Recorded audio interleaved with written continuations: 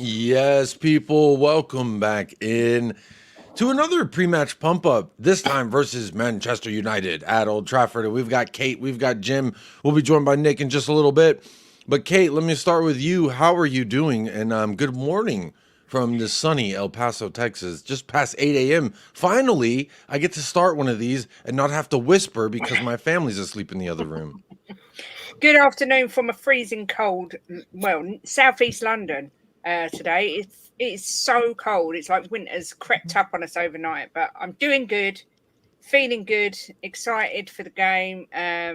Yeah, we'll be cheering on my man Brennan Johnson and hoping that he carries on his rich vein of form and that Tottenham can steal something from the Manx today. I don't think we'd steal anything. I think we'd go and get what's rightly ours. I don't know, Jim. Do you agree with that? Good morning. This Good ain't no morning. smash and dash, baby. We pulling up, we kicking the feet up, and we're getting what we need, right? Morning, Jacob. Morning, Kate. Well, I'll say good morning to Kate. I live with you, so. But yeah, it's definitely going to be. We're going to take the points today. I'm convinced. I'm not even in any sort of doubt. So yeah, it's going to be go up there, take the points, come back 4 out of 4. Yeah. Well, you say 4 out of 4. Kate, you mentioned Brendan Johnson. He scores today that'll effectively make it 4-4. If the Dom bomb goes ahead and drops his thing on him, that'll be 3-3 for him. So, I want to keep some streaks alive, but Kate, first of all, just talk to me real quick. How have you been feeling this week going into the match? How have you been feeling leading up to this? Obviously, Quarterback 3-0 win has got to make us feel a little bit better going into this, right? Yeah, and I'm not going down the road of it was only Karabag because when we did our pump up They're show, Azerbaijan's Manchester City, Kate. Let's put some exactly. respect on their name. And to be fair, when we was doing our pump up show, we were getting criticised left, right, and centre for not taking this club seriously enough. And these are giants, and they're this and they're that. So, I'm not going down that road. We was good. We went down to 10 men. We laughed in the face of adversity. And Brennan Johnson proving his doubters and haters wrong, which I'm loving to see. I've got this little maternal thing with Johnson. He's only 5 years older than my son, and I kind of feel like I'm praying this kid keeps it up. And of course, then Solanke dropping another goal. I don't care if it's a tap in. I couldn't give a monkeys. You don't get extra points for it being a worldie. And yeah, it was all in all a good evening. Very good evening. They were talking to us all nicely on Thursday. You're muted, Jacob. I'm muted. Oh, sorry about that. I said they were talking to us very nicely indeed. Jim, coming back from Carbag, do you think that form necessarily we can translate it into the Premier League form? It was similar to one of our strongest lineups that we could put out there, right?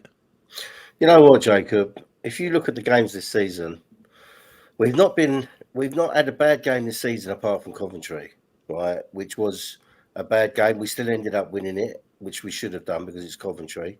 But we've not had a bad game. I mean, I don't get where people think that we've had a bad start. We haven't. We've had individual errors that have cost us in 2 of the games. But the Karabag game, I really, really liked. I really enjoyed that because it was end to end.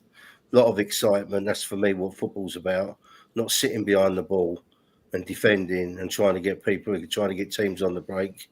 It's about getting on the edge of your seat, and that's what they did to us.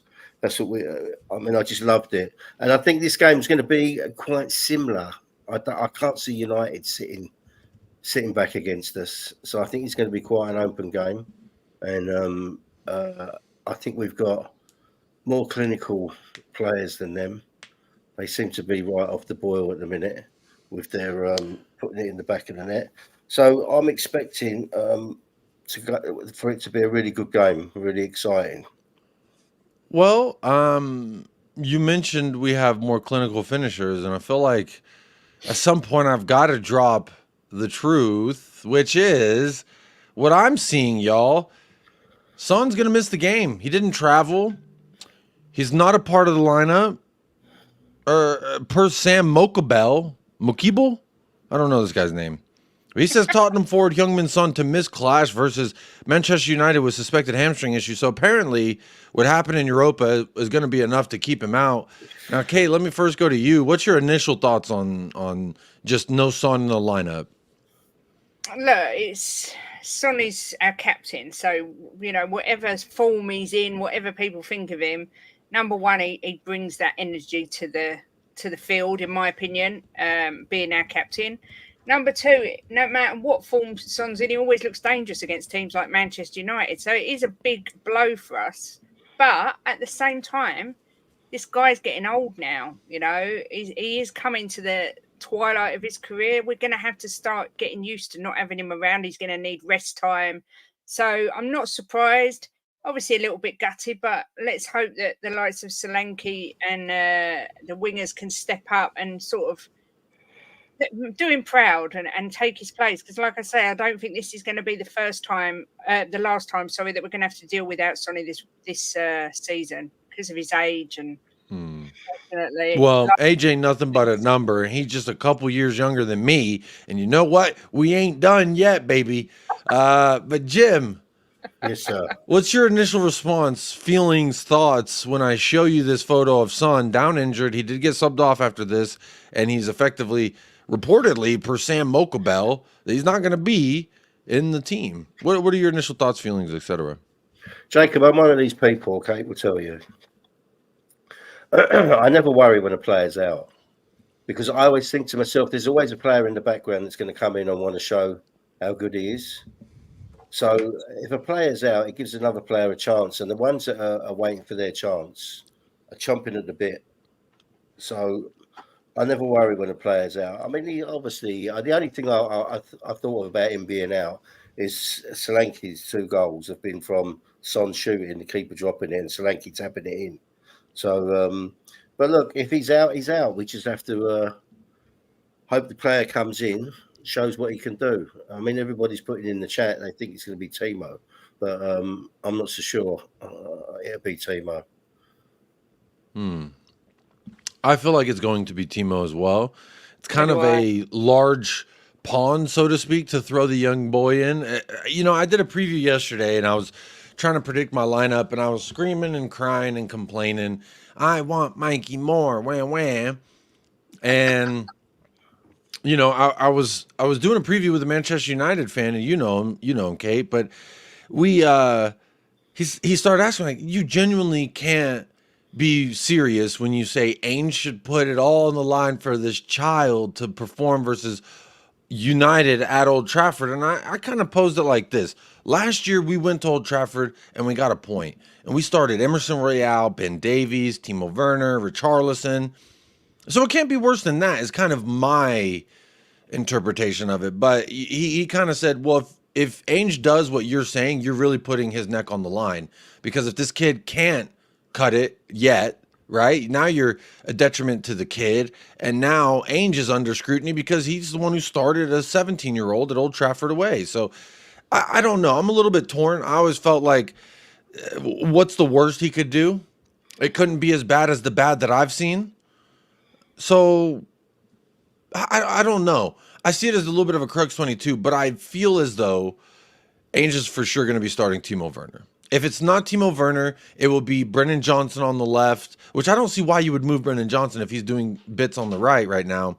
I think you keep him there. But there is something to be said about maybe Kulusevski comes into the wing. For me, it's another one of those. I don't want Kulusevski to stop doing what he's been doing well, which is starting off in the midfield, and he drifts into that winger position sometimes. So sure, let's see him drift a little bit. But overall, it just seems like a straight swap, right? Timo Werner for Son. I'm trying to find a way in which it doesn't equate to Timo Werner in the starting 11. But I'm gonna go ahead and check my watch. Oh, it's Timo time. Does anyone else see a different time on their watch other than me? It's Timo o'clock. Yeah, unfortunately, it looks like it's Timo o'clock on my watch as well, which is a little bit disappointing. But again, he's playing for Spurs. We've all got to get behind him. But For me, Mikey Moore, someone like that, if they're good enough, they're old enough. That's what I think it was Brian Clough said that. And you're never going to know. We would never have known how brilliant Kane would be if he never got the chance, you know. But And it was through injury as well. Yeah, I can hear both sides. But for me, if Werner comes on and he's been as useless as he has been so far this season, I'd have him off at half time, which is Ange quite possibly would do because he's not scared to make changes. But the lineups are out, so there we go. Let's run through it, Jim, and then I'll see what you think. We got Vicario, Pedro Porro, Cuti Romero as the captain. Captain Cuti Romero. I got the shirt in the background. I might need to put it on, damn it. We got Mickey Van de Veen, Destiny. In the midfield, Madison, Bentancur, and Kulusevski.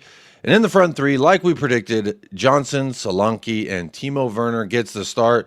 Look, now, we already knew the first 5 names were going to be that, right? I don't think there was any debate, there was any discussion. But the midfield is where the first question started coming in. And I felt like there's 2 names that are surefires to be into that midfield, which is Kulusevski and James Madison.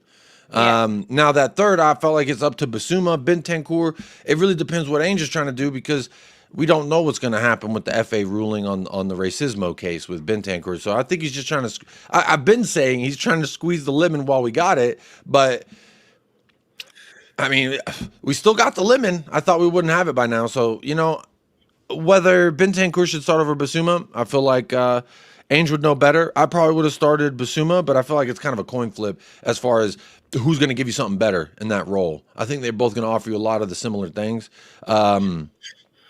But the front line, Johnson, Solanke, Timo Werner. Jim, what's your initial thoughts? Do you think Timo, the first match he ever played for us was at Old Trafford, and he wasn't awful. I think he got an assist. Yeah, he did, yeah. I mean, that's the team I called, apart from Bentancur. I had Basuma in there, and Werner I never had in. I had Son in. So, but look, I don't think there's a lot of difference between putting Bentancur and Basuma in. I don't think I'm confident with both of them. So for me, it doesn't really matter. But I mean, look, Werner, he's bagged well over 100 goals in his career, right? So we know he can score goals and he's fast. I watched all of his Bundesliga goals, and he scored them from everywhere. So it's not like he's just dropped off the planet and can't play football anymore. And he had a decent season last season with his assists. So look, we just got to have faith in him. Let's look at the bench. We've got Fraser Forster, Jed Spence, Radu Dragusin, Archie Gray, Yves Basuma, Lucas Bergvall, which I felt very, very poor, very, very bad for him, honestly, to get subbed off. His first European start that was tough. Papa Matasar, and then these last 2 names I'm going to read to you make me very happy when I see their names. Mikey Moore and what I'm calling the Kane region, Will Lancashire. I don't think he'd seize the pitch today. Maybe, I don't know. You never know in these things. Football's a funny sport, but I've been looking at the chat a little bit, and there's some people saying that they're a little gutted Mikey Moore isn't starting. Now, I was very much in the camp, please start him, but also I understand why you wouldn't. Timo Werner is a Champions League winner. I don't know how many times he's played at Old Trafford, but playing against Manchester United is not foreign to him. You start him, there's not a lot of unknowns. You get what you get, and I think we all know what we're going to get. And Ainge actually alluded in his press conference this weekend that, he supports Timo Werner, and he thinks that, he thinks that the criticism on Timo Werner hasn't necessarily been fair, and that it's not as black and white as a lot of fans make it out to be, which is you're either really, really good or you're really, really bad, and there's no in between. And Ainge still believes that there's something he can get out of that. I'm going to back my manager. I'm going to believe my manager knows better than me because he fucking works with Timo every day. He works with the players every day, whereas me, I'm sitting here in El Paso, Texas, just talking about Tottenham. So if anyone knows better about who should start in this match, I would trust my manager more than myself. So speaking of trusting my manager more than myself, let me bring on our guest. He's a little late, but don't worry, he didn't pull a Youngman Son. He will be there today. We've got Nick. Hey, sorry, a little late, a day late and a dollar short, like my dad used to say. But I'm here, man. and I'm a little perplexed. No, I guess not so much perplexed as not incredibly happy with a certain person that we expect to be playing off the left hand side right now, man. Let me Other than ask that, you. go. You brought it up, and this was something I was talking with Kate and Jim about before you joined, which was, sorry, someone said, Jacob, you talk funny. It's, America. How about that? The funny thing is, Jacob, not a lot of people know this, but Jacob's actually from London. He just puts this on for YouTube. He's actually, It's all an act. It's all an act. You just wait till hello, cheerio, buddy. Chip cheerio. Yeah, see, I love xenophobic comics like this. Americans in general have poor ball knowledge. I'm going to tell you this. GPS location has nothing to do with my brain's functionality, so you can hold that with both hands. But, Nick, let me ask you. In regards to Timo Werner, I emotionally said yesterday on my own show that I would really like to see Mikey Moore start. Now, I had a lot of pushback from opposition, from rivals saying, how could you start a child in a very big Premier League match at Old Trafford? To me, I always figured, why not see if the young man can swim? How else are you going to find out if you don't let him get in the pool? I would not have been opposed to that at all, man. I actually understand the a little pressure, a little bit too much pressure on somebody that young in this particular venue. It's not a nice place to go. It's not a nice place to play for opposition. However, I've seen a lot of people doing their little puzzle piece, trying to fit in, doing their football Jenga and trying to come up with ways to work around Son Heung-min not starting. And I have my own, which, I was watching some other streams and a lot of people had the same thing. Frankly, I wanted Bergwall. I wanted Bergwall to start and rearrange it so that Madison has taken up the left-hand position, even though he's not playing as a left winger. We know he usually takes up that position anyway. And have Bergvall in there being that kind of left-sided fulcrum, doing the overlaps with the Dogi, taking up some space where Son would usually fill in. Now, obviously, Ange was reading my mind. He has his own idea. He puts his trust in Werner. I hope it doesn't come back to bite us right now, man. I'm very nervous, and I think the majority of the fan base is right now. Well, Kate, let me ask you: are you nervous? Are you worried? Is fear trembling within your boots? Look, at the end of the day, we're not blessed with people to play in that position. They've invested a lot of money in this guy. I know they haven't bought him, but they're paying him an incredible amount of money. And there is Allegedly, well, we don't know. Last year, we were paying 100% of Leipzig's wages. We restructured the loan deal. Therefore, I'm inclined to believe we restructured the wage payment as far as how much we're paying of his contracted salary. But who knows? I don't. But we haven't gotten the numbers out yet. But I am prone to believe Daniel Levy would do this if it became cheaper, because the buy option became less, or actually more than 50% off of the buy option clause. It was 17.5. Now it's like 8. So I think there was a restructure. I'm hoping, because I don't think that's good business anyway, to be paying a Timo Werner, a guy on the bench, essentially 170 a week. That's kind of crazy. But sorry, I don't mean to interrupt you. But look, there is a possibility that there's a chance, albeit slim, that Timo Werner could score and it could transform his season. He could just be suffering a real crisis of confidence. I can see Nick laughing. I mean, you're a gambling woman. I can see that. I would much rather see Mikey Moore start, but do you know what? I would like to think that, like I said, if Werner's not performing sort of after 45 minutes, that Ange will hike him off at halftime and give Moore a chance. That's all I can say, really. Just to play devil's advocate, though, I know Moore can play both sides, but he's more of a right-sided winger, though, isn't he? Is he not? He's not necessarily, that strong on the left-hand side. He's played it for the under-21s, certainly, but, he's never, played in senior game, as far as he didn't play off the left in preseason at all that I saw. So, I mean, maybe it's a solidity factor. Maybe it's Ange's tactics against Man United really need a direct winger right now to go and beat his man and get to the byline. We're playing what ifs right now. if we lose, let's put it into perspective. If we lose, is it going to be just because just because Timo Werner started? That remains to be seen.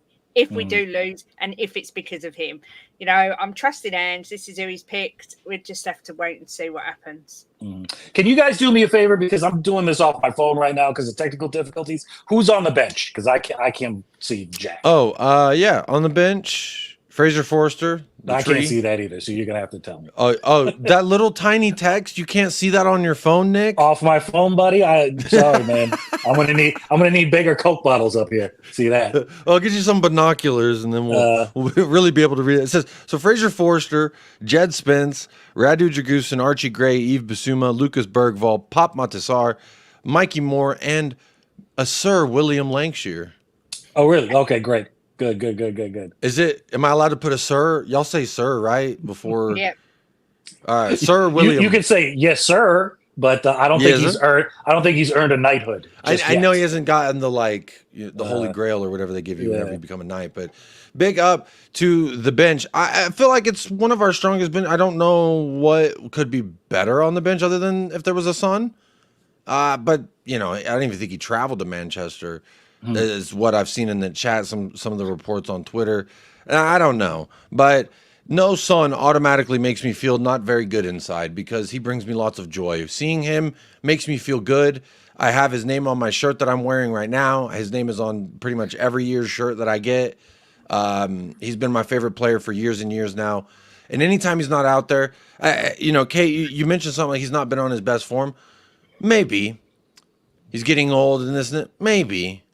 But maybe it's the dreamer, the hopeless romantic in me, the believer that when I see Son, I just genuinely believe he could do anything that he wants to if he chooses to. And it's just a matter of if he does or not. And, you know, admittedly, I've been harshly critical of the lack of shooting from him. The fact that he's not pulling up the shots that I've seen him bang from way downtown in all of his career since he's been with us. It's, you know, I'm just hoping we mitigate how much Timo Werner does. I'm concerned because there's no Son. But Jimbo, go ahead. Jacob, you got to remember that half the fan base were crying for Son to be benched. Yeah, I remember that. So I mean, we're only 5 games in. You know, so you were one of them, Kate. Is that what you're saying? You're admitting it. It's okay. You can admit it. Well, you got your wish. I hope you're happy now, Kate. They've got their wish, so let's see what happens now. That's a good point, Jim. I wasn't going to bring it up, but you are right. I do. It wasn't just Kate, though. There was a lot of people that were saying, look, you can't just be getting starts if you're not impacting the game. Yeah. And versus Arsenal, I don't think he impacted the game at all. Versus Newcastle, I don't remember him impacting the game much. Now, my memory may be fleeting, but I still think when we have good games as a team, he is a large part of that. So I fear for us having to try and have a good performance to be missing a huge integral piece of that. Not only that, he's just a vibe. You see the way he is with everybody in the squad. Everybody turns to him. They follow him around like he's the mother duck, and they're little chicklets, you know? I guess ducklets. And they're just following him around, and everywhere he goes, it's chirp, chirp, chirp. Oh, Sonny, what do you say? So I hope the boys can step up, and Romero's going to be the captain today. So it's going to be on him, whether it's si se puede or yes, we can. Make sure you let him know, Kuti. But anytime I see Romero and Van de Veen, Destiny, and Pedro Porro as our back line, I feel a little sense of, okay, we at least got the guys out there who know what they're supposed to do. Mm-hmm. So I think we will, be caught out a few times. Naturally, we always are in this the way we want to play. We will be caught out a few times, but I'm also going to pull up here Manchester United's lineup so we can see just what might be a threat to us going forward. And they're starting 11. They have Andre Onana in goal. Mazarawi is a right back. Matthijs de Ligt, which look, we're on WeAreTottenhamTV, so I'm going to hold my tongue. But if you really want to know how I feel about Mr. de Ligt, you can go check out the watch along. I'm sure we'll have plenty to say. And my pre-match show, I let you know just what I think about old de Ligt me. Lissandro Martinez as well is in the back line. Diego Dalot, Kobe Mainu, and Manuel Ugarte are the double pivot with Bruno Fernandes, Marcus Rashford, Alejandro Garnacho, and Joshua Zirkzee. So basically, this is exactly the lineup I thought they were going to go with. It's exactly the lineup that SofaScore predicted they would have yesterday. So to me, not many surprises there. My Manchester United friends, however, are not happy at the fact that Alejandro Garnacho has officially gotten the start over Amad Diallo, which I actually rate Diallo. I think if he played for us, he'd be one of the best wingers on our team behind Sonny. But Ten Hag's going to show his true colors, which is shiny baldness. And he started Alejandro Garnacho, which last year, if you remember, Destiny Udogie took him for a dog walk. He let him out, let him relieve himself, and then put him back in his cage. So I'm not too concerned in that sense if Destiny can do what he's supposed to do. But Nick, let me ask you first. Any of those names I just read off to you, do they worry you at all? I mean, what worries me is that I got to look at Garnacho's face for the better part of 9 minutes, man, because he's not a handsome guy. Be nice to Ellen DeGeneres' son, okay? Show some respect to Ellen DeGeneres' son. But you know what? I mean, he's a decent player. I don't think he's as great as a lot of people think he is. And definitely the big dog. He's very talented. He's just a little... That bicycle kick last year was pretty phenomenal. But it's almost like, what do you do after that? And he is prone to be frustrated if he comes up against a better defender than he is an attacker. And I think that we got that in the big dog. And if he gets frustrated, you can mark him out of games. Ten Hag is not as creative as I think he thinks he is.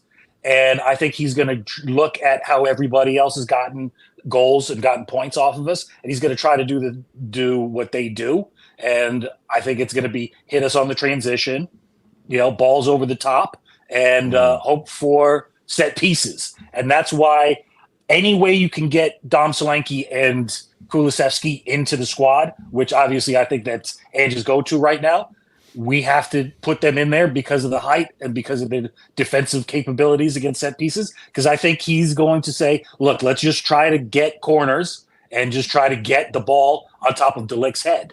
And we need to make sure that we're doing the basics and what everybody thinks we're going to do, which is mark De Ligt, because I think that's what Chrome Dome, I guess I'm going to call him, because my brain said a brain fart there. I think he's just going to say he's going to do the obvious, and just say, let's try to get him on set pieces. So we need to mark De Ligt. I think that's our biggest worry right now, because as fast as their wingers are, they do have the speed. Yeah, he's a problem there. But I don't think that balls over the top and them trying to outrun our defense is really going to work. You look at people who have tried to do that, try to get joy. That's not where we can see. People do create chances by trying to exploit our high line and come off the wings, but they rarely actually get the shots on target because their wingers have to be burning. They have to be trying to go so fast past our guys that they can't control the ball and they can't get a decent shot off. You look at Martinelli chance against us for Arsenal. People are like, oh, he should have scored that. Well, not really, because he didn't actually he was all alone there, but he knew there was a man on direct and he didn't have control of that ball. And that's what happens 9 times out of 10 over those balls over the top towards the wings. So I'm not as concerned as a lot of people generally get on that. I'm concerned on set pieces right now. Yeah, well, you say concern on set pieces, and everyone says concern on set pieces. Yeah, but I will say this: last one we conceded was Arsenal. Last one before that was Arsenal last year. So I'm not concerned. It is like a bridge that has a few missing planks, and if you happen to step through those cracks, we will fall. Well, it does you're worrisome. Forgetting Vardy. You're forgetting Jamie Vardy, and I am concerned. That wasn't a set piece. Oh no, sorry, you're right. That was a throw-in, and we got caught out because Pedro Porro decided, I don't know, maybe João Felix's girlfriend was in the stands. I don't know what distracted him, but he was like, oh, and then the ball got thrown over him, and we were all caught out. Kuti, I think, was pushing up or something. I stand corrected there, but it's not marking the This obvious is a point man. I've harped on because everyone's like to beat Vicario over the head, which he does look nervous, and I think a part of that is just his physical language isn't that of a like very studious, sturdy, like I'm here controlling the box. He kind of looks like a flailing, those inflatable flailing arm tube man. He kind of looks like that on set pieces, but you know, so does an octopus when they're playing in goal. So I'm not too upset about it. Plus, I feel like it's a little overplayed. This whole we're always going to concede on set pieces, but you have a point. Matthias de Ligt is a beast in the air. Every United fan will tell you where they think they can get joy is on corners where Matthias de Ligt in the box. And I agree with you. We're going to have to mark him. But real quick, Kate, let me ask you as well. Any of these names on the Manchester United starting 11 and their bench, they've got Johnny Evans, Victor Lindelof, Casemiro, Christian Eriksen, Mason. I forgot they have Mason Mount. Mason Mount still Ahmed there. Diallo, the twirly man, Anthony, and Rasmus Højlund. Ow. But, Kate, do any of these names bring fear to you? Do you think, oh, I'm a little concerned now because of this player could do that? Or for me, I'll just say real quick, Marcus Rashford's pace, Alejandro Garnacho's pace will. I understand why Ten Hag did what he did, because he's got to be thinking, oh, my joy is I'll just sit back, absorb pressure, catch him out with the pace, and then maybe that'll work. But we got Mickey Van Veen, so I'm not really concerned. I think Rashford's the main one for me. He scored 6 goals against us, which is the most he scored against any team apart from Leicester, I think, which was 8. He does worry me. He's just started to hit a bit of form as well. So I'm a little bit concerned about Rashford. Look, they've got some really good players. You know, like you say, De Ligt's great in the air. Garnacho, I really rate him. I think he's a really good player. I find when I look at the lineups, I am a little bit concerned. I'm not going to lie. When I look at their paper to ours on paper, and I know football's not played on paper, but just purely looking at the lineups, I am concerned. Of course, they've got Højlund on the bench, who is another player I really do think is going to end up being really, really excellent for Manchester United. So, look, we'll have to see. But the one good thing is they've got Onana in goal, and he's always liable to make a mistake. True. We've both got good attacking firepower on our day, but both teams are capable of messing up in defence as well. So, I think it's going to be an open game, to be fair. Oh, yeah. It's absolutely going to be an open game. I think it's going to be cagey at times. They'll try and slow it down at times. We'll try and slow it down at times. I think it's going to be a lot of like the second half versus car bag. You remember where it was like we were going, they were going, we were going. Then it was just almost like we couldn't even string passes together. We just kept giving it to them. Then they would give it to us. And then I feel like it's going to be a little bit of that. But I mean, FC 20 from the Eredivisie, their right back effectively dribbled through their entire team on a transition. So for me, if we do get into this cagey fight where it's blow for blow, I feel pretty confident because I know that in transition they can get caught out. Yeah. So can we, but so can they. And so I think a lot of neutrals are going to have a lot of fun today. I think there's going to be some goals in this. I think we'll concede some. I think we're going to score some. I do see this like Ainge in his second year, Ten Hag in his third year. But whenever you ask United fans, well, how do you think you're going to play? Are y'all going to want the ball? He's like, in 3 years, you would think that we would know how Ten Hag wants to play by now. But we don't, because he's so unpredictable. And they're all upset that Garnacho got the start over Diallo. So it's good fun, but really we got to capitalize. And for me, there's a couple players that I'm really looking at to do something nice for me, and that's Dominic Solanke and Brendan Johnson in the forward line. In the midfield, I'm looking at Kulusevski to continue to do what he's done, which is be a consistent engine for us defensively, in transition, and going forward. He's done that, and the same thing that I always like to say positive about Ben Davies. While he may not be the best player ever, and he may not blow the wheels off that mug every time, what he does do is consistently give you a performance. Whether that's to the standard we need it or not is debatable. But right now, Kulusevski's standard of performance is as good or on par with anyone in our midfield, in my opinion. Now, the stats won't back that up. The numbers will probably say, Jacob, you're waffling. But when I watch the 90 minutes, you constantly see a familiar face in all 3 phases.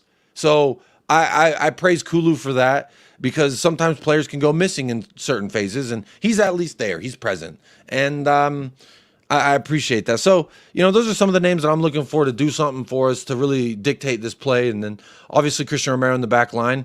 We can't have those moments where he turns off. I think the goal against Arsenal where he gets dunked on by Saliba, or excuse me, Gabriel, he just let his man go for a second, gets pushed, and looks for help. We can't have that. You're the captain today. El Capitano, the skipper.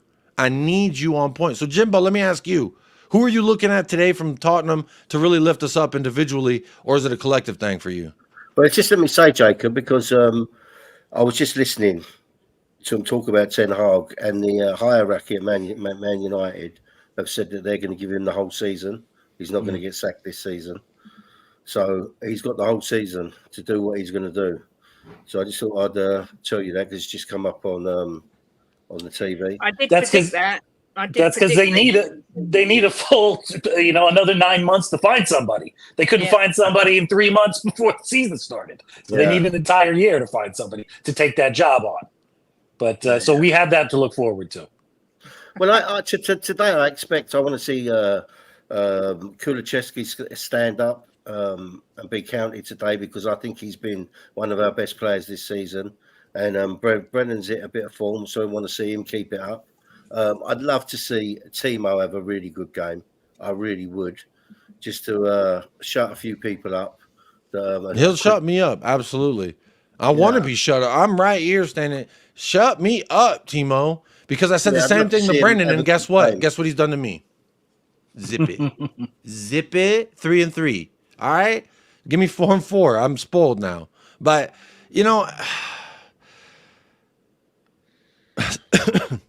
excuse me, my Manchester United friend just texted me and says, yeah, you're beating us. So they're not confident. They're not confident over there. It made me laugh because I was just like, oh, why is he texting me right now? He says, yeah, you're going to beat us. Ah, jeez. Look, Jacob, at the end of the day, right, I think we're a team that we're quite unpredictable as well. Because if you look at some of our defensive play, we've played some against Arsenal, and our defensive play was fantastic, I thought. One stupid mistake from a corner cost us. So we're quite an unpredictable team.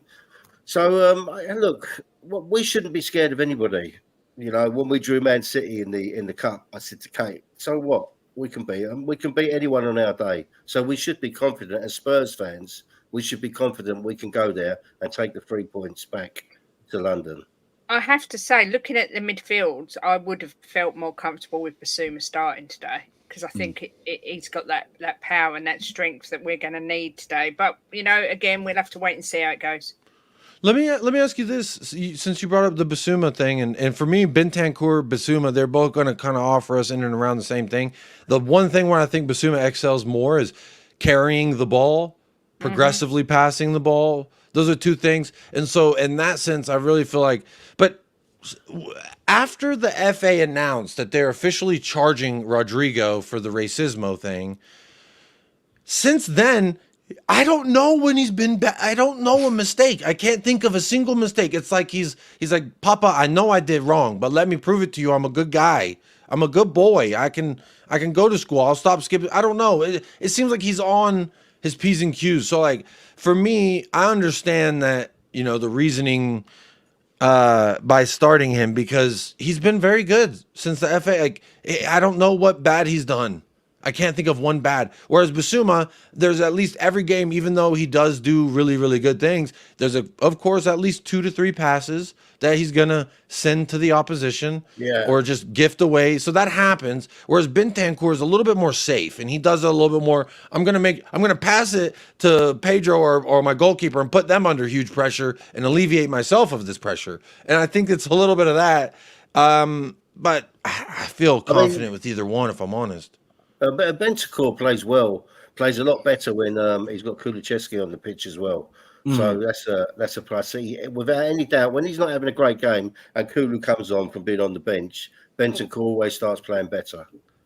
So Yeah. Well, here's a question. Real quick, big up. There's over 1,000 people here, and there's only 147 likes. Now, if you want Tottenham to win, if you want our goal conversion rate to be what it needs to be, what I want Dom's goal conversion rate to be today, hit the like button and make sure it's free, first of all, to hit the like button. It costs you nothing, just a click of a finger. But, Nick, what were you going to go ahead and say? So, a question that I've heard brought up a couple of times, though, recently is, though, as a defensive midfielder, as a number 6, though, who is the better better number 6? Is it Basuma or is it Bentancur? Now, this question, though, is somewhat irrelevant because if you really are understanding what Ange is doing, nobody is really the 6. It's an interchangeable, at least between 2 of those midfielders, if not all 3 at sometimes. So maybe that question's irrelevant. But as far as who is a better defensive midfielder, I personally think it's Basuma because I think he just has better defensive awareness. And I'm always a little bit, just because I'm shell-shocked now, a little bit concerned when Bentancur goes in for tackles. I'm like, is this going to be the last time we see him for 12 months? Well, I understand the PTSD because we did miss him, and it was like he finally started looking good, then he got hurt again, and it was like another setback. And then now it's like he started doing okay, then he got the racismo charges, and now it's like he's playing some of his best ball for us. And it's just, it's with me, it's kind of the same thing with Brennan Johnson. Whether I rate him or not is irrelevant. He's got the hot hand. You got to give the man with the hand a plan to time to shoot. So give him the ball. It's the same thing with Bentancur. He's the hot hand or the hot foot in the midfield there. And I agree with you, Nick. It's not like we play with a standard 6 and a double pivot, or we don't do that. We literally have 3 midfielders. One is kind of a 10 and an 8, and the other 2 are like 8s and 6s, and sometimes drift into 10 positions. Yeah. It's just like the way we're doing things in the midfield. And Ainge said this last year when they were talking about Sarr and Bentancur and Basuma, like, what's your best fit? We don't know what your best midfield is. He said, I don't like all this 6, 8, and 10 talk. I don't do that. I need 3 midfielders who can do all 3 of those positions, the 6, 8, and the 10. And essentially that's what we've seen for his entire tenure, how he likes to operate that midfield. And for me, like, is it the way I would operate a midfield? No, but I'm also never been paid to be a manager. I play FIFA. So, you know, again, if it works, it works. And I believe that it can work because it has. And I'm going to go back to this before we do our predictions. Versus Newcastle versus Arsenal. It wasn't like we were poor. We just didn't execute efficiently in the final third with the chances we created. And the only game all season that I felt like we were not good was Coventry. Outside of that, every game we've put in and gotten chances and just were inefficient. So I've always maintained, mathematically speaking, if we can continue to be 15 to 20% effective with the chances we create in the final third, we will win this game. There's no doubt about it. And we also showed that we could win in different ways. We won versus Brentford with less of the ball. We let them have more of the ball. I think a little bit of that is plays into the fact that we went up and we said, what are you going to do with it? And, you know, I'm a little bit, I don't want to get overconfident because last time I was overconfident on a pre-match pump-up show here on WeAreTottenham TV, we lost. So it was to Newcastle.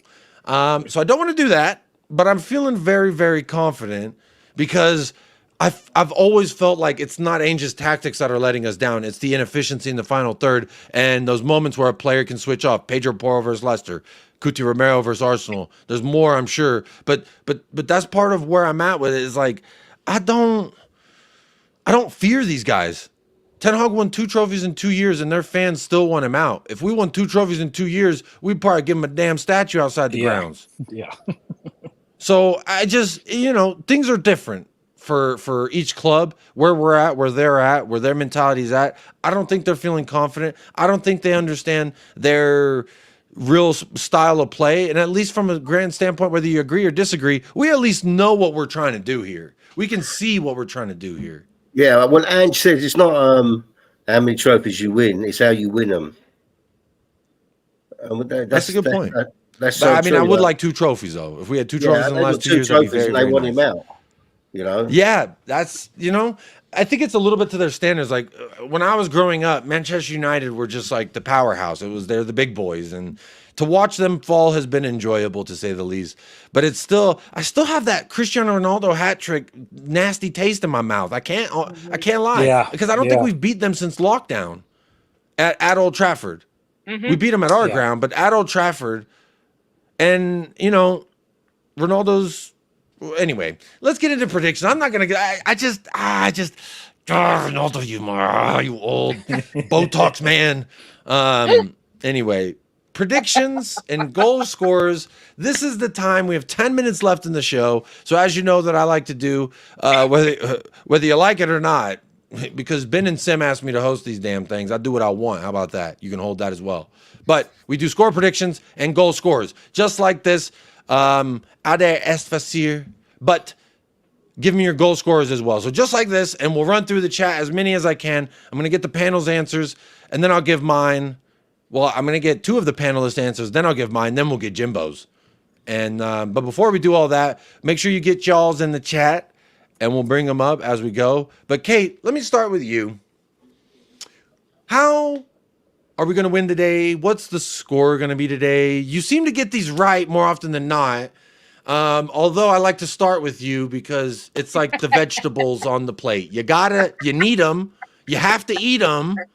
But I'm looking forward to the steak and mashed potatoes. Thanks. I'll be a vegetable for today. But you're good for us. That's what I'm saying. You're a necessity. You're good for us, and you're a vital piece of helping us be healthy. You're a lovely bit of asparagus today, Kate. Don't worry. Thank you. I'll take that. I am going to go for today I think it's going to be an open game. I think it's going to be an exciting game, but I am going to do a draw, and I'm going to go 2-2. And I'm going to go Brennan Johnson and Dominic Solanke to score for us. I don't want broccoli. If I had the power, you'd be off this screen, Katie. Sorry.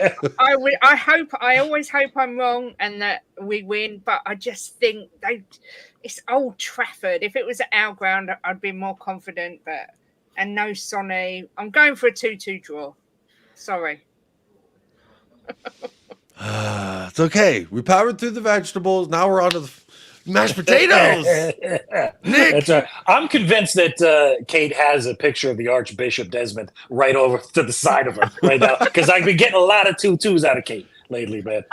Listen, man, I'm right along with the Odere est facere right here. I think it's going to be a very nail-biting 3-2. You making fun of my French accent there? Is that what that was? No, because Odere est facere. Odere est facere. Facare? It's one of those. It's the Latin. It's my Latin pronunciation used to be a hell of a lot better. But I'm going with him on a scrappy 3-2 with a goal right in the death. What I am expecting, frankly, is that Werner has another mare and Ange pulls him off at halftime or before, and we get somebody in there like Bergvall. That is frankly, it's not what I'm hoping. It's what I am expecting, though. And I'm hoping that Ange makes positive changes early enough in this match, because I think it's going to be crucial. You know, and it may be Mikey. I think if Destiny's looking a little bit tighter, if Desto is looking a little bit tired too, I want to see Spence take his place, because I think that's what Spence's job is. Spence on the bench, by the way. I don't recall. Yes. Spence is on the bench. Because I think he's more of a backup left back at this point right now, and Gray is more of our backup right back. And I think that Spence adds a little bit of the chaos that Werner's supposed to bring, but he's better at it right now, Spence. So I'm going for a 3-2. I think it's going to be something like a Dom. You know, I think it's going to be something like a Johnson, and then it's going to be a mystery man. And I hope it's going to be a pop-up Bergvall. That's what I'd like to see. Ooh. You know, I was watching the training videos that they released yesterday, and Bergvall, he's got a nice shot from outside the box, I can't lie. He works all across the pitch, that man. thing. You know, he's got a certain je ne sais quoi about him. Every time he's on the pitch, I don't feel worried. He makes me feel calm, you know, like, and I don't want to relate it because I'm not saying they're the same player, but it's like when Moussa Dembele had the ball at his feet, I wasn't worried. Oh, yeah. I felt calm. Like, I'm not saying the same style of player or anything. I'm just saying the feeling inside for me, when he has the ball at his feet in the middle of the park, I'm like, okay, young man, do what you do. And I'm just going to watch. And I do like a Lucas Bergvall. So I'm going to cap my score prediction off with saying that I think the two most important people on the pitch, though, are going to be Romero and Madison. And I know that's maybe a little bit cliche, and they both share the captaincies. But if they have good games, then we win this game. No question. If both of them, because we know Van de Ven's going to do what he does. But if Romero stops slowing the game down and he progresses the ball like we know he can and puts those cross-field shots crosses into our wingers, then he's doing his job correctly. If Madison is bebopping and scatting through the midfield like we know he can, then we are going to win this game. Talk to me nicely. I love that. I'm gonna run through some of the chat here. There was something. Oh yeah, that's what I was gonna do before we do that. Big up Donovan, member for 38 months. That's like 3 years and more. That's big time commitment here to the We Are Tottenham TV folks. So big up, first of all, for being a member for that long, and secondly says, just checking in on you, Jake. You used your 38 months member chat to check in on me. How sweet of you, Donovan. Big up, buddy. Says just checking in on you, Jacob. The wiener on the dance floor is starting. Also, every time Kate predicts a loss or a draw, we're good. Right. That's Right. it. I forgot about that. That's the formula. That's a good formula. Donovan, talk to me. To be fair, Yes, I did Donovan. predict 3-0 on Thursday, and it was 3-0. So, but I will happily be wrong today. But in the Premier and League, get I think the win. he ran out of Yeah. characters. I think he meant in the Premier League. Reverse psychology. That's what it is. Yeah, there we go. Yeah, the big picture, Kate. You're moving it. I like that. Big up Donovan for that. Let me make sure. Here we are with the first predictions. Dragon guys got a 5-2 Spurs. Come on, you Spurs. 2-2. Okay, Andre, you're listening to Kate. Matthew Cipolla says 3-2 Spurs. Romero with the winner. That's my Romero celebration, by the way, because that's how he celebrates. That's how Tottenham's supposed to celebrate. Kiss the badge, because I'm kissing mine, and it's like you're kissing me through the phone. Anyway, Christian Pimentel says 3-1 Tottenham. Siren's got a 2-2. Minchi with a 3-2 to the Tottenham. Orez got a 3-1. Okay, Orez, what is this? Reverse psychology? I'll take it. Timo with a brace. Jay Murray's got 5-2. Quadu's got a Tottenham 3, Manchester United 1. Paulio with a 3-1. Saidansa with a massive 1-1. I just don't see any world where they and us only score 1. Like if we do draw, I don't see it being 1-1 personally. But you know, I'm wrong about plenty of stuff in life, so I'll be okay. The Belgian Hotspur, big up buddy, says 1-3 Spurs. Decky at the double. Whoo, and Dom. I do need me a Dom bomb. 3-3 for Quincy. See, I can see a 3-3. I as much as I don't want to predict that, I can see that. 2-1 for Oliver Perry. You can see, but it would be a high scoring draw if it does happen. But I'm not. Hey, a little foreshadowing. I'm not predicting a draw, baby. No. Cap and Pants says 3-1 Spurs. Madison scored. Naim with a 4-1. Martin says 2-2. Caliphate with a 4-0. Werner, Poro, and Solanke with 2. Solanke brace.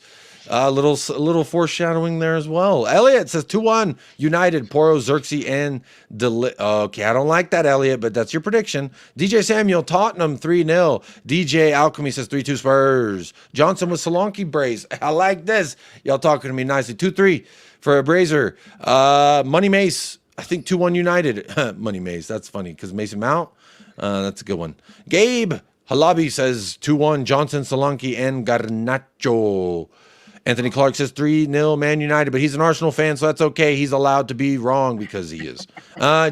John Forsyth, 1-2 Spurs. Steve D with a 4-6 Spurs. 10-goal thriller. A 10-goal thriller, Steve. Yes. That is going to be fun as long as we win. Bob Down Under. Bob, hey, good to see you, Bob. 4-2. Solanke with 2. Johnson and Madison. Love that. Let's see what else we got here. Elijah with a 2-0. Tony Peng says, what the fuck is 4-6? Matt Zia says 3-1 Spurs with a Timo hat trick. If we win 3-1 with a Timo hat trick, you know what I'm singing all day, baby. Timo. You'll get a Timo tattoo if that happens. No. I already have a Timo tattoo bet, and it's for 25 GA in the Premier League, and we win if we win a Carabao Cup, and he has at least 20 GA, I'm getting Timo on my arm. I'll be fantastic. Because we win a trophy. I don't care. We're gonna have some fun. Shane with a 3-1. Jay Murray already got that one. 5-2. Hola Spurs. Hello. Or no. HOLA Spurs. I don't know what. Hola. Hello. With a 3-2 Spurs. Hola. ¿Cómo estás? King AA's got a 3-1 Spurs. Look, we're almost out of time, so I'm gonna give you mine. Then we're gonna end off with Jim because I know Jim. He ain't gonna serve me a plate of vegetables and Brussels sprouts. He's going to serve me cake and steak and burgers and pizza. Yes, everything a grown man needs. So my prediction, however, it was the same as Nick initially, which was a 3-2. All week I felt a 3-2. I felt like they're going to score. We're absolutely going to get them back because they're like, oh, we never score unless it's against Barnsley. Paging Dr. Tottenham. We like to answer calls. We like to heal the needy, and we will help them in their goal search. However, we will not help them in the 3-point search because I'm going to take it a little bit further. I'm going to say a 4-2 win for me. I had a 3-2 initially, but there's just something about a Dom bomb brace that I can't get past. I need Dom scoring 2. A Dom brace at Old Trafford, that would effectively give him 4 goals in 3 games. And Brennan Johnson to get the 3rd goal, I give him 4 and 4. Now, my 4th goal score. This is why I changed to 4, because I have a feeling inside me. My captain. Oh, Capitano, my Capitano, Cuti Romero with the game sealer on a set piece. And then they'll say, oh, Tottenham concede on set pieces. That's what Romero says. All right. So I got a 4-2. Dom Bomb, Brace, Brennan Johnson, and Akuti Romero to seal the deal and send them home. Well, I guess we are at their home, so we'll be going home very nicely. Jeb, what are you thinking? Your wife says 2-2. Well, I'm thinking, I just saw someone in the chat put, there's so many delusional fans. Was that Lulu J? That's what it is to be a fan. It's to be delusional. If you're Absolutely not delusional right, as a fan, what's the point of being a fan? You sit here and you dream of Yeah, I don't see the comment because it was flying with a lot of predictions, but I will say this. If you turn on BBC, Sky Sports, ESPN, I'm not on there. You want to know why? Because I'm a fan of Tottenham. Yeah. I'm not an analyst. I'm not a previous player. I'm not a previous coach. I played the sport for 21 years, but I'm a fan. All right? It's all right to be what you are, which is a damn fan. I'm not a damn analyst, panel member, damn. Well, come on. Let's just delusional fans. What am I supposed to hit it right? Bro, if I was getting it right every time, you think I'd be here? I'd be in Vegas making millions because I can't get anything wrong. I'm so right all the time. I'm not delusional. Win. Shut up. Jimbo, go ahead. Yeah, and yeah, I'm definitely a delusional fan. I love this club, and I will always be delusional about my club. Well, I'm thinking today, I said on Kate's stream, I thought 3-1, but sitting back listening and to you guys looking at the lineup, I'm going to go 4-1. Ooh. Big up yourself, Jim. I'm going to go 4-1. I'm going to go with the goal scorers today. I don't normally really like giving goal scorers because I don't care who scores as long as we win. But I got a feeling today we're going to have a Kulu goal. A definite Kulu goal where he runs inside the box, takes it past a few people, slots it in. I think Johnson's going to add to his tally, 4 out of 4. Solanke will get one, definitely. And I'm hoping, this is what I'm hoping with the 4-1, I'm hoping that Timo shuts everyone up. I see a lot of bad shit for Timo in the chat. I hope Timo, after 3-1, he gets a little bit of confidence and he sticks it in the back of the net to make it 4-1. I love that because I agree with you. Again, when I've been critical of Brennan Johnson, when I've been critical of Timo, and everyone is critical of both of them as wingers, I will say this. The door is always open to come in here and slap me right in my mouth and tell me shut up. And I will smile afterwards, I promise. And Brendan has slapped me and I'm smiling. Sure. As long as you prove me wrong, that's the key. Because I'm so right and I'm never delusional and everything I do in life is correct. I'm imperfectless. I don't think that's the right word. Anyway, look, Close go enough, sub close to enough. Kate, go sub to Jim, just a girl who loves Spurs. Get their subs up. I don't know what they're at, but they need to be on double. And if you want to subscribe to me, here's my channel, United Spurs of America, America's #1 Tottenham fan channel. Not I'm Nostradamus. Oh, I'm Mr. Bill Gates. My mathematical analytics brought me into the... No, fuck that. I'm a fan. I'm going to do what I want to do. I'm going to talk about what I want to talk about. And I do it right there on United Spurs of America. But big up everybody who's hit the like. If you haven't hit a like already, you're probably not gonna. And that's because you're a delusional fan. And you're allowed to be whatever kind of fan you want to be. That's what I believe in. And you know what else I believe in? Tottenham Hotspur getting full 3 points versus Man United. Let's go. As always, folks, come on, use. There's a super chat quickly. Sorry to stop you mid-flow. Eugene, I kind of was bobbling there, the outro. I'm not going to lie. Big up Eugene Park says, we all know we're not winning this game, guys. I hope for a 2-2 draw. Eugene Park, I want you to show up at WeAreTottenhamTV, United Spurs of America, Just a Girl Who Loves Spurs. When we get 3 points, I need you to come talk to me nicely, all right, Eugene Park? And then unless we don't, then I'm going to say, you know what, Eugene, you were cooking something, and I couldn't smell what you were cooking. But here we are, and there we go. Stay right here. The watch along begins in just a minute. As always, folks, come on, you Spurs. Come on, you Spurs.